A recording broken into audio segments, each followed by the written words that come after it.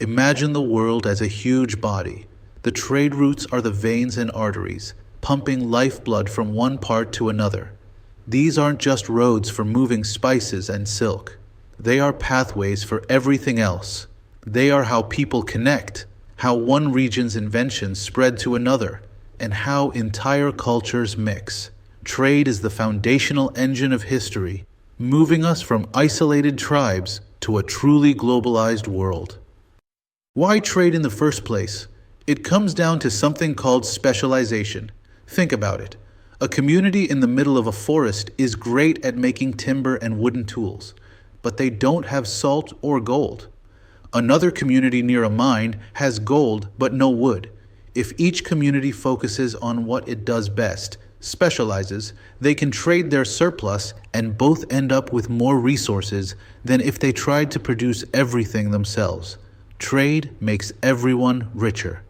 In the very beginning, trade was simple. If you had an extra tool and your neighbor had extra corn, you would just barter. You'd swap directly. This worked fine for local needs. But as trade expanded, bartering became complicated.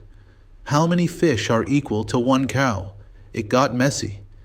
That need for a fair, universal measure eventually led to the invention of money, which made long-distance trade much more organized and trustworthy. Long-distance trade only emerges when people in one area desperately want something rare from far away. Nobody is carrying basic grain across a continent. It's too heavy and cheap.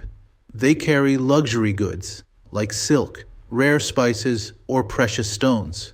This demand for the exotic drove merchants to find ways to cross massive oceans and deserts, pushing the limits of technology and geography to connect producers and consumers. Trade routes don't just appear anywhere. They follow logic. They always seek the path of least resistance. Early routes often hugged navigable river valleys or coastlines because it's much easier to float cargo than to drag it over land. When crossing continents, routes look for natural corridors like mountain passes or flat open plains. The landscape itself acts as a guide, determining where the greatest civilizations and market towns will ultimately rise. The most famous example is the Silk Road. It wasn't one single road, but a vast interconnected network of land routes that spanned from China all the way to the Mediterranean. The name comes from silk, the main luxury item that the Chinese had a monopoly on for centuries. This road connected the economies of 2/3 of the known world, allowing goods and people to travel across Asia for over 1,000 years. Silk Road wasn't just a commerce highway. It was an incredible channel for cultural diffusion. When people travel, they take their beliefs with them. Buddhism, for instance, originated in India, but it spread like wildfire along the Silk Road, taking root in Central Asia and eventually China. Similarly, groundbreaking technologies like papermaking and the compass traveled from east to west, changing the course of history in Europe. Another huge network was the Trans-Saharan trade route. This was a challenging route that crossed the vast Sahara Desert, using camels to connect the Mediterranean coast with the wealthy empires of West Africa. The major trade here was gold for salt. Salt was an absolutely essential commodity for preserving food and was scarce in the humid forest regions of West Africa, making it as valuable as the gold they mined. Just as Buddhism spread along the Silk Road, Islam moved across North Africa and into West Africa via the Trans-Saharan routes. As Arab traders and scholars traveled south, they shared their faith, their language, Arabic, and their knowledge. This infusion of learning helped create great centers of scholarship, such as Timbuktu, which became famous throughout the Muslim world as a hub of trade and education. Not all trade happened on land. The Indian Ocean Trade Network was the largest sea-based trade system in the pre-modern world. Its success relied entirely on geography, the reliable monsoon winds, Sailors knew exactly when the winds would blow them toward India and when the winds would reverse to take them back to Africa. This predictability allowed for efficient, large-scale transport of heavy, bulk items like timber, rice, and porcelain. Trade in the Indian Ocean created a stunning cultural blend. On the east coast of Africa, trade between the local Bantu-speaking populations and Arab merchants led to the birth of the Swahili culture, a unique mix of African and Arab traditions and language. Coastal trading cities like Mombasa and Malacca became incredibly cosmopolitan places where dozens of languages and faiths could be found in the marketplace. After 1492, the discovery of the Americas established a trade system that was truly global, the Columbian Exchange. This was a biological exchange that forever linked the Old World, Europe, Asia, Africa, and the New World, the Americas. It wasn't a neat, structured system like the Silk Road. It was a revolutionary, rapid transfer of living things across the Atlantic. The goods that passed through the Columbian Exchange changed world history. The New World gave the Old World staples like the potato, corn, and tomatoes, which led to huge population growth in Europe and Asia. In return, the Old World sent wheat, sugar, horses, and cattle to the Americas. This exchange fundamentally reshaped global agriculture and what people around the world eat every single day. Sadly, the exchange had a devastating negative side. Along with new crops and livestock, the Old World brought deadly diseases like smallpox and influenza, to which the New World populations had no immunity.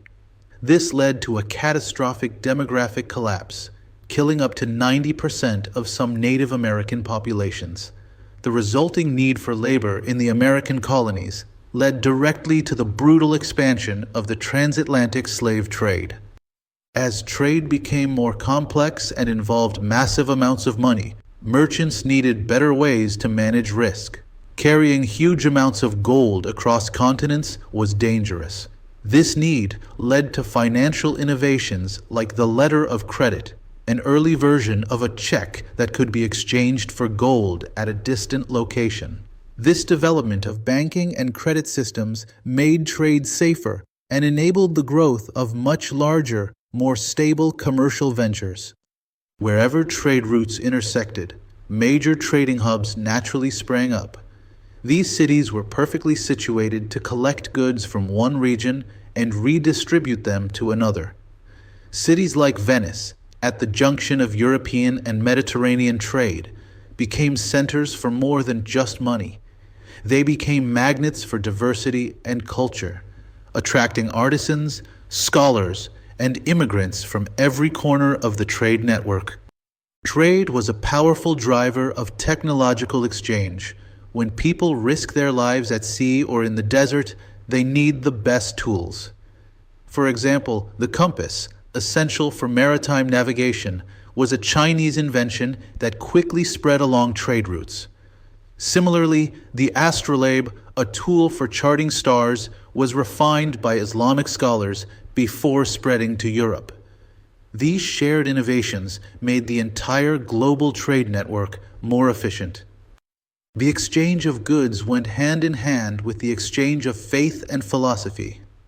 Merchants were often the earliest missionaries.